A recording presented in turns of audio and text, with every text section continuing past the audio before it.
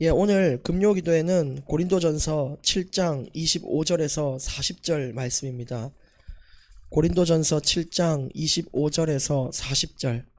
이렇게 하면 오늘 고린도전서 7장이 끝나게 되겠습니다. 오늘 말씀의 제목은 처녀와 과부에게 주는 권면입니다. 여러분, 오늘 말씀을 깊이 묵상해 보시면 아마 하나님과 더 가까워지는 경험을 하실 수 있을 것입니다.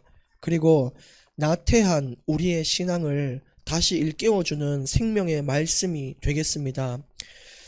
지금 우리가 수요 예배랑 같은 흐름을 가지고 있는데, 고린도전서에 보면 고린도 교회의 문제에 대해서 수요일날 우리가 말씀을 나눴어요. 사람들이 얼마나 음행이 심한지 하나님 볼 때도 그렇게 좋지 못하고, 사도 바울이 볼 때도 너무너무 이게 지금 볼 정도가 아니라 너무너무 추잡스러운 짓거리를 하고 있는 거예요. 그래서 남자도 이 여자 저 여자 다 만나서 음행을 벌이고, 여자도 이 남자 저 남자 다 만나면서 음행을 벌이니까, 그것도 다른 세상이 아니라 교회 안에 이런 일이 있으니까 얼마나 안타까운 일입니까? 그럼 세상 밖은, 이 교회 밖은 더하단 말이죠. 그래서 바울이 너무너무 극단적으로 치닫는 이 고린도 교회 성도들을 위해서 극단적인 대책을 내놓습니다. 그게 뭐냐면, 차라리 너희가 이 사람 저 사람 만나가면서 그 성욕을 풀고 정욕을 해결할 거면 차라리 결혼을 해라, 이렇게 얘기하는 거예요. 결혼을 해서 한 여자만 사랑하고 한 남자만 사랑하고 그와 같이 모든 욕구를 충족시키고 그렇게 사는 것이 오히려 합당하고 맞다라고 얘기를 하는 거죠. 근데 여러분, 결혼을 오해하시면 안 되는 게, 여기는 고린도전서 7장은 너무너무 급한 상황 앞에 급한 대책을 내놓는 거지, 결혼이 음행을 풀기 위해서 존재하는 건 아닙니다. 그래서 에베소서 5장과 함께 보라고 말씀을 드렸어요. 그래서 여기는 육신적인 만족이라면 에베소서 5장은 정서와 마음의 교감을 이야기하고 있거든요. 그래서 결혼이라는 것은 부부끼리 육신적인 만족도 있지만 또 살아가면서 위로도 받고 또 마음이 소통되고 서로 사랑하는, 그리스도를 사랑하듯이 아내와 남편을 사랑하는 그런 올바른 결혼관을 말하고 있는 거예요. 그런 가정을 꾸리시기를 정말 바랍니다. 근데 또 다른 극단적인 대책을 바울이 또 줘요. 뭐냐면, 근데 정욕을 이길 수 있는 사람들은 결혼을 하지 말라는 거예요. 오히려 독신으로 사는 게 낫다라고 얘기하는 거죠. 그래야 하나님의 일에 올인을 하지, 가정을 돌보다가 하나님 일에 소홀하는 경우가 너무 많다 이거죠. 그래서 오늘 우리는 그러면 결혼을 해야 됩니까? 말아야 됩니까? 여기에 치우칠 필요가 없는 게, 이 두 가지의 공통점을 찾으면 돼요. 결혼을 하라라고 한 이유와 하지 말라라고 한 이유의 공통점이 있어요. 교집합이 있단 말이에요. 그 교집합이 뭐냐면, 하나님의 영광을 위한 일을 해라 이 말이에요. 결혼을 해서도 하나님께 더 큰 영광을 돌려드리는 가정이 있어요. 그런 가정은 결혼이 복된 거죠. 그리고 결혼을 못했단 말입니다. 근데 그런 사람도 정죄받을 이유가 없어요. 왜냐? 결혼을 못해도 하나님이 주신 은사라고 생각을 하고 하나님을 위해 더 많은 헌신을 하면 그게 하나님 볼 때 복된 거예요. 그래서 결혼을 하든지 안 하든지는 문제가 되는 것이 아니지만, 하든 안 하든지 하나님 앞에 인생을 드릴 수 있냐 없냐가 중요하다라는 거죠. 그래서 오늘 이런 상황을 보시고 그 말씀을 함께 나눠야 됩니다. 7장 25절입니다. 처녀에 대하여는 내가 주께 받은 계명이 없으되 주의 자비하심을 받아 충성스러운 자가 된 내가 의견을 말한다 그래요.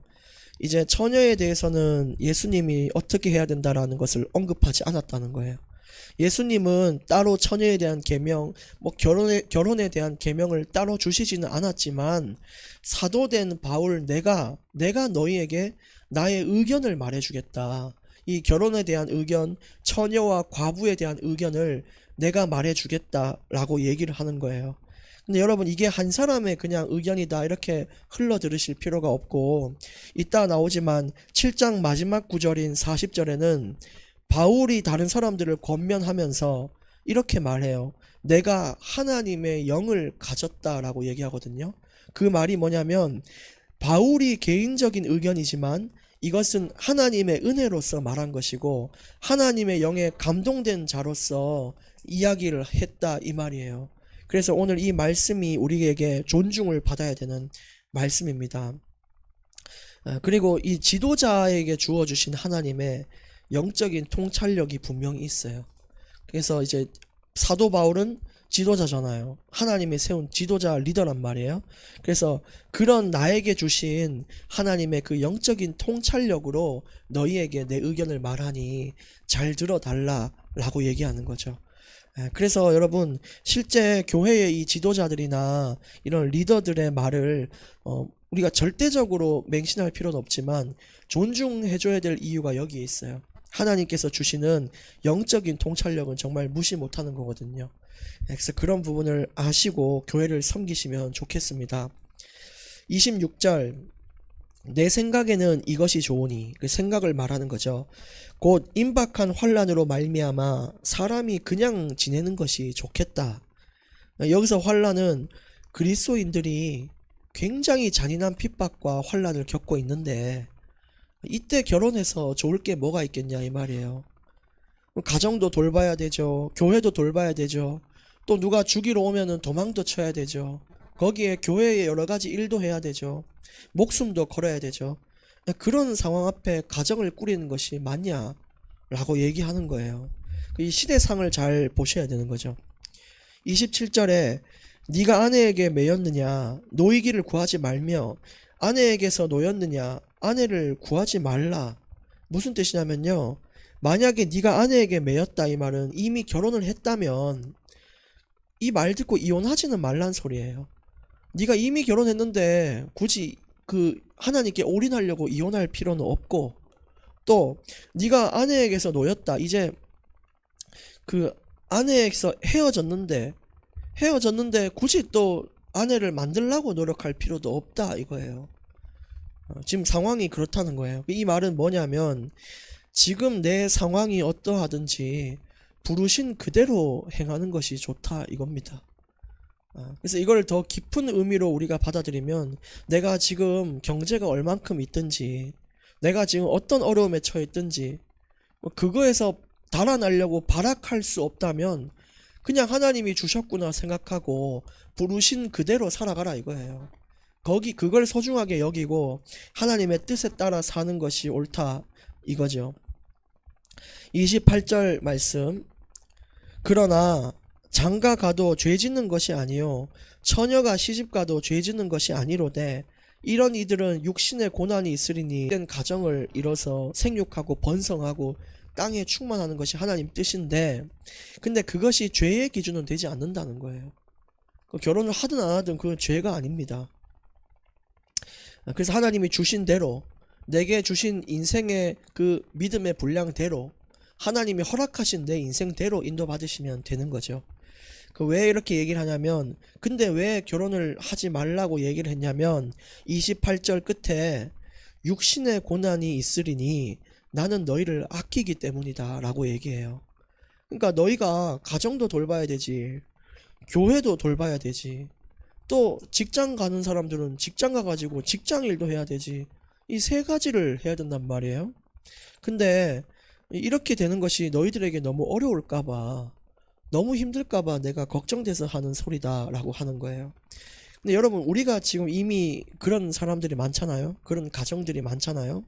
근데 그렇다고 그 가정을 버릴 필요는 없습니다. 무슨 뜻이냐, 진짜 지금 내가 처한 상황 그대로 불러주신 그대로 하나님께 헌신하면 되는 건데, 단 중요한 것은 내가 가정이 있다는 이유로 하나님께 소홀하지 말란 뜻이에요. 내가 어디 직장에 소속돼 있다는 이유로 하나님께 소홀해서는 안 된다라는 거예요.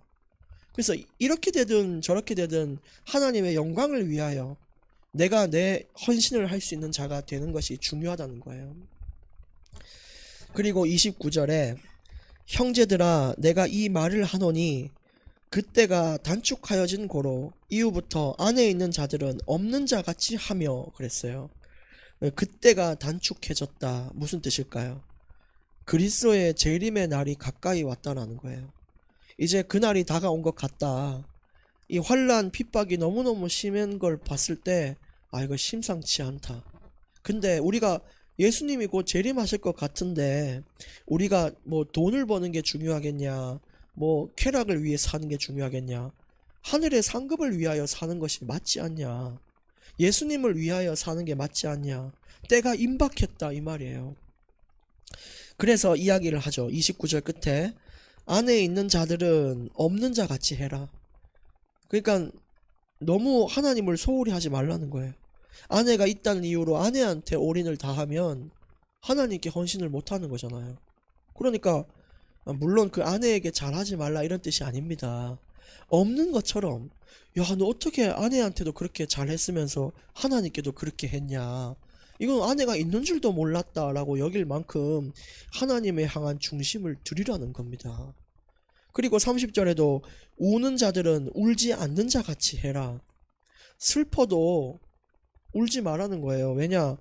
하늘의 소망이 너희에게 지금 임하고 있다. 그러니까 우는 자들은 울지 않는 자 같이 해라. 하늘 바라보면은 그런 거죠. 기쁜 자들은 기쁘지 않는 자 같이 해라. 이 말은 세상의 그 기쁨에 매이지 말란 뜻이에요. 야, 니네 기쁘냐?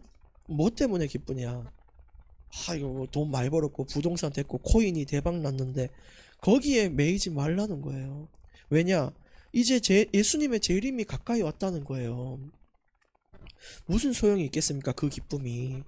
너희 이름이 하늘에 기록된 것으로 기뻐하라. 그걸 기억하셔야죠. 또 매매하는 자들은 없는 자 같이 해라. 많은 재산을 쌓아놓고 그걸로 기뻐하지 말라는 거예요. 그게 내 인생의 가장 큰 기쁨이며 배경이 돼서는 안 됩니다. 31절에는 더 구체적으로 이야기를 해요. 세상 물건을 쓰는 자들은 다 쓰지 못하는 것 같이 하라. 이 세상의 외형은 지나감이니라. 어차피 다 두고 가야 된다 이거예요. 여러분이 가지고 있는 지폐는 종이에요, 종이. 동전은 그냥 쇳덩어리입니다. 그렇게 이야기하는 거예요. 그래서 다 두고 가야 되고 다 쓰지도 못할 거고, 사실은 진짜 큰 기쁨은 그게 아닌데 이 세상의 외형을 보지 말라고 그렇게 이야기를 하는 거예요. 그래서 여러분, 세상의 화려함에도 속지 마시길 바랍니다. 뭐 화려한 집, 화려한 차, 화려한 외모, 그게 진짜 인생의 큰 기쁨은 되지 않아요. 오히려 가장 높은 곳에 있다가 떨어지는 사람이 가장 슬픈 사람입니다. 연예인들 보면 참 안타까운 게 외모는 끝내주잖아요. 또 경제력 끝내주잖아요. 인기, 명예 끝내주잖아요. 그런데 불구하고 왜 자살을 하겠습니까? 진짜 그 인생의 큰 기쁨이 아니라는 거거든요. 너무 안타까워요. 그래서 내가 너무 못생겼는데 어떡하냐, 괜찮습니다. 나 돈이 없는데 굶어 죽지만 않으면 괜찮습니다. 그런 걸 알아야 돼요. 그래서 31절까지 기쁘게 찬양할 내 상태를 준비하는 게 맞잖아요. 한 사람이라도 더 예수님이 온다는 사실을 알도록 말씀을 선포하는 게 맞잖아요. 전도하는 게 맞잖아요. 그래서 그걸 위해서 니네 결혼할 필요 없다라고 얘기하는 거예요. 그걸 위해서 결혼을 했더라도 하나님께 소홀히 하지 말라. 아내가 없는 것처럼 행해라 라고 이야기를 하는 거예요. 32절, 너희가 염려 없기를 원하노라. 장가 가지 않은 자는 주의 일을 염려하여 어찌하여야 주를 기쁘시게 할까 하되 그랬어요. 미혼인 사람은 장점이 뭐냐? 주님의 일만 염려하면 된다는 거예요. 그래, 하나님을 위해 내가 어떻게 할까? 내가 어떻게 헌신할까? 근데 반대로 결혼한 사람들은 내가 오늘 애 때문에 뭐 못하고, 뭐 남편 챙기고 아내 챙겨야 돼서 또 하나님 일 못하고, 또 뭘 주님의 일을 하고 싶은데 집에서 또 안 된다 그래서 또 못하고, 이렇게 될 바에 결혼하지 않는 게 낫다라고 이야기를 한 거죠. 그런 의미에서 독신이 참 복되다라고 얘기를 하는 거예요. 근데 여러분, 결혼을 해도 하나님께 인생을 드릴 수 있는 가정은 더 복된 줄 믿습니다. 근데 여기서 어찌하여야 주를 기쁘시게 할까가, 이제 기쁘시게가 그 헌신이라는 의미가 내포되어 있거든요. 하나님을 위해 내가 어떤 헌신을 할까를 고민하는 게 진짜 그게 복이라는 거예요. 근데 그래서 여러분 결혼하기 전이 최고의 기회다 이렇게 볼 수 있죠. 여러분 지금 인생의 거의 뭐 하루에 한 3분의 1을 교회에 여러분이 힘을 쓴다. 아니면은 하나님을 위한 일에 힘을 쓴다 하면은 결혼하게 되면은 얼마나 쓸 수 있을까요? 진짜 거의 못 쓸 수도 있어요. 그렇잖아요. 가정 돌보려면 그거 안 된다니까요. 그래서 오늘 청년들은요, 결혼하기 전이요, 무슨 기회다? 최고의 기회다. 하나님께 헌신할 수 있는 최고의 기회라는 거예요. 그 다음에 또 32절을 계속 설명을 드립니다. 여기서 말하는 주님을 기쁘시게 하는 고민이 우리 인생에 정말 중요한데, 그 결혼을 하든 안 하든 이게 목적이 돼야 돼요. 독신으로 사는 이유도 돈 많이 들어서 독신으로 사는 사람이 있거든요. 결혼하면은 그 애 키워야 되는데 돈이 어딨냐? 그거 아니고 하나님께 영광을 위한 독신이 있어요. 또 성욕을 풀기 위한 결혼이 아니라 하나님께 영광을 돌리기 위한 결혼이 있어요. 그래서 그게 목적이 돼야 된다 이거예요. 만약에 교회 안에 논쟁이 일어났다고 칩시다. 이런 논쟁이 있어요. 안식일에 구덩이에 양이 빠졌는데 그 구해야 되냐 안 구해야 되냐. 물론 법에는 안식법에는 그 안식일 날 일을 하지 말라, 어떤 행동 제스처도 하지 말라라고 돼 있는데, 근데 예수님께서는 구덩이에 빠진 양을 구하라고 하셨어요. 왜 그랬죠? 그게 하나님의 볼 때 영광이기 때문이에요. 그래서 제일 중요한 게 뭐냐면 하나님의 영광이냐 아니냐인 거죠. 제사 음식을 먹어야 되냐 안 먹어야 되냐. 성경에는 두 가지로 나와요. 네가 배고파서 죽을 것 같으면 먹으라라고 얘기해요. 근데 반대로 그걸 보고 누가 시험에 들 것 같으면 먹지 말라라고 해요. 그럼 그 기준이 어디 있냐? 하나님의 영광이에요. 영광. 하나님 볼 때 맞다라는 걸 하라는 거예요. 굶어 죽는 것보다 먹는 게 나은 거예요. 그렇잖아요. 기도는 짧게 해야 됩니까? 길게 해야 됩니까? 그 기준도 뭐라고요? 하나님의 영광을 위해서 결정하면 돼요. 내가 진실되게 정말로 짧게 할 수밖에 없는 일이라면 짧게 하는 게 맞고요. 내가 하나님의 영광을 위한 게 길게 하는 거라고 느낀 사람은 길게 하시면 됩니다. 근데 우리는 뭐가 맞냐 아니냐를 가지고 싸운단 말이에요. 그게 아닌 거죠. 그래서 앞으로도 우리가 교회 안에 어떤 논쟁이 일어나면 누구 말이 맞냐가 중요한 게 아니에요. 뭐가 하나님의 영광이냐를 따져야 되는 거죠. 33절, 장가간 자는 세상 일을 염려하여 어찌하여야 아내를 기쁘게 할까 한다 이거예요. 그 장가간 자는 세상 일을 염려하는 거죠. 가정을 돌봐야 되는 거예요. 아내를 어떻게 기쁘게, 하나님을 기쁘게 할까가 아니라 내가 아내를 어떻게 기쁘게 할까 이거죠. 살기 바쁘다는 거예요. 34절에 마음이 갈라지며 시집가지 않은 자 이랬는데, 이거는 킹제임스 성경으로 보는 게 더 확실합니다. 앞에 어떻게 시작되냐면 아내와 처녀 사이에 차이가 있다 이렇게 얘기를 해요. 그래서 이 34절은 아내와 처녀가 어떤 점이 다르냐를 얘기하고 있거든요. 근데 처녀는 주님의 일을 염려해서 몸과 영을 다 거룩하게 한다. 그러니까 처녀는 뭐 다른 거에 신경 쓸 필요 없이 하나님만 바라보고 하나님 때문에 음행도 안 하고 순결을 지키면서 하나님의 일을 다 하는 게 처녀고, 시집을 간 사람은 남편을 어떻게 돌볼까, 자녀를 어떻게 돌볼까, 이번 달에 내 가정을 이걸 어떻게 할까를 신경 쓴다 이거예요. 어떤 차이가 있죠? 하나님을 향한 헌신의 차이가 있는 거예요. 근데 바울이 얘기하기를 지금 때가 너무 시급하고 임박하니 하나님을 향한 헌신을 더 드려야 되고 더 열정을 다해 주님 앞에 서야 된다라는 걸 말하고 있는 거예요. 35절, 내가 이것을 말함은 너희의 유익을 위하며 너희에게 올무를 놓으려 함이 아니니 오직 너희로 하여금 이치에 합당하게 하여 흐트러짐이 없이 주를 섬기게 하려 함이라. 너희들이 진짜 바르게 주님을 섬기게 하려고 얘기하는 거다. 하나님을 어떻게 하면 기쁘게 할까 고민했으면 좋겠다는 거예요. 그래서 신앙이 식는 자들이 있거든요. 항상 시큰둥한 사람이 있는데 너희들이 그러지 않았으면 좋겠다. 진짜 하나님을 기쁘게 하는 걸 고민하면서 늘 뜨거웠으면 좋겠다. 그리고 교회 안과 밖이 다르지 않았으면 좋겠다. 교회 안에서는 열심히 신앙생활을 하지만 가정에 가서는 시달리고 지치고 피곤해서 하나님의 일을 하지 않고 완전 다른 세상이에요. 그러지 않았으면 좋겠다. 그리고 우상숭배를 하지 않기를 바라는 마음이에요. 처녀는 하나님만 신이지만 장가간 사람은 자녀도 신이고 아내도 신이고 남편도 신이라는 거예요. 그러지 않았으면 좋겠다라는 의미로 오늘 결혼을 가지고 이야기한 거죠. 36절 그러므로 만일 누가 자기의 약혼녀에 대한 행동이 합당하지 못한 줄로 생각할 때에 그 약혼녀의 혼기도 지나고 그같이 할 필요가 있거든 원하는 대로 하라. 그것은 죄 지는 것이 아니니 그들로 결혼하게 하라. 이 말은 약혼녀는 그럼 어떡하냐 이거예요. 이미 약혼을 했는데 결혼하기로 했는데 그러면은 결혼을 안 하는 게 좋다고 했으니 그 파혼을 해야 됩니까? 그 약혼을 취소해야 됩니까?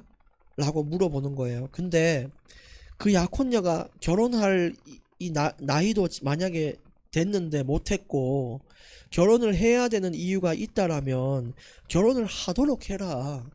그 약속은 지켜야 되지 않겠냐 이 말이에요. 그래서 결혼을 하라 마라가 지금 얘기를 하는 게 아닙니다. 그냥 하나님이 주신 그 부르심 그대로 하나님께 어떻게 하면은 영광을 돌릴지를 고민하라는 이야기예요. 37절 그러나 그가 마음을 정하고 또 부득이한 일도 없고 자기 뜻대로 할 권리가 있어서 그 약혼녀를 그대로 두기로 하여도 잘하는 것이다. 그 마음을 그가 결혼하기로 정했고 자기 뜻대로 할 권리가 있다라면 하도록 해라. 너희들이 방해할 이유는 없다. 38절 그러므로 결혼하는 자도 잘하거니와 결혼하지 아니하는 자는 더 잘했다. 여기 얘기하잖아요. 결혼을 해도 잘한 거고 하지 않은 사람은 그냥 더 잘했다. 여러분 만약에 평생 죽을 때까지 결혼 못하는 사람 낙심치 마십시오. 오늘 뭐라 그랬죠? 더 잘했다. 진짜 하나님 앞에 한번 그러면 인생을 올인해 봐라. 그게 은사예요. 독신 못하는 건요. 여러분 그 모태솔로 이런 사람들 있죠. 그 어떤 하자가 있는 사람도 있겠지만 하나님 주신 은사도 있어요. 진짜 하나님을 위해 인생 바치게 그렇게 살도록 만든 사람들이 있다니까요. 그러니까 뭐 염려하지 마십시오.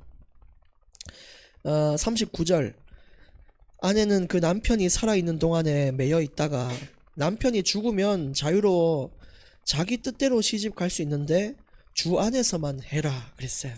예를 들어 남편이 죽었다, 아내가 죽었다, 사별한 거죠. 그러면 이제 자기가 자유의 몸인데 뭐 시집을 가도 되고 장가 가도 됩니다. 사별했을 경우에. 모세가 그랬잖아요. 모세가 이제 첫 번째 아내가 십보라였는데 십보라랑 결혼을 해가지고 그 게르솜이랑 엘리에셀을 낳았거든요. 근데 그 이후로 십보라가 사별하고 구스 여인을 취해서 만나요.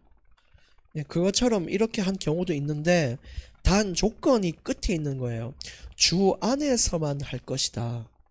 다시 재혼을 할 경우에는 믿는 자와 반드시 결혼하라는 거예요. 다시는 그 어려움에 처하지 말고 진짜 평안한 신앙생활을 하기를 원한다. 너희가 하나님을 잘 믿는 자와 결혼하기를 원한다는 거죠. 오늘 마지막 40절입니다. 그러나 내 뜻에는 그냥 지내는 것이 더욱 복이 있다. 바울이 참 끝까지 밀고 나가요. 그러나 그냥 나처럼 솔로로 독신으로 있는 게 어떠냐, 복되다 이렇게 얘기하는 거예요. 내가 해보니까 좋더라 이거예요. 야 이거 좋더라. 나도 또한 하나님의 영을 받은 줄로 생각하노라. 그래서 7장에 말한 나의 의견이지만 하나님의 영으로 내가 이야기, 그게 진짜 중요해요. 나머지는 맡기세요. 두 번째, 하나님의 기쁨 속에 답이 있다 예요. 그러니까 어떤 걸 결정할 때 하나님이 뭐가 기뻐하실까를 고민하면 거기에 답이 있다는 거예요. 항상 A, B, C, D 막 우리 인생에 복이 많잖아요. 근데 거기서 하나님이 기뻐하는 게 뭘까를 선택하는 게 답입니다. 마지막 세 번째, 재림을 준비하라. 여러분 예수님이 만약 내일 오신다면 여러분 어떠세요? 오늘 금요기도회 끝나고 9시 30분에 예수님 오시면 어떡할 거예요? 그러면은 예수님이 1시간 있다가 오실 때 여러분들은 코인을 사시겠습니까? 여러분 어디 가가지고 로또를 사시겠어요? 아니잖아요. 예수님이 진짜 오시는 그 재림의 날을 생각하는 사람들은 다른 걸 준비하지 않아요. 예수님이 오시는 그날에 내가 부끄럽지 않은 자로 설 수 있도록 그걸 준비하는 거예요. 내가 책망받을 게 없고 흠없는 자로 설 수 있도록 그걸 준비하는 게 진짜 지혜로운 자예요. 그래서 오늘 이 권면을 잘 받으시고 인생의 교훈으로 삼으시길 바랍니다. 하나님 감사합니다. 오늘 주신 말씀처럼 우리 인생의 다른 것 때문에 하나님을 소홀히 하지 않도록 우리 마음의 중심을 담아 주시옵소서. 결혼을 하든 안 하든 하나님의 영광을 위한 일에 쓰임받게 하시고 인생의 많은 보기 앞에 하나님의 기쁨을 선택할 수 있는 자로서 합당한 길을 설 수 있도록 인도하여 주시옵소서. 하나님 영광을 받아 주옵시며 예수 그리스도 이름으로 기도합니다. 아멘.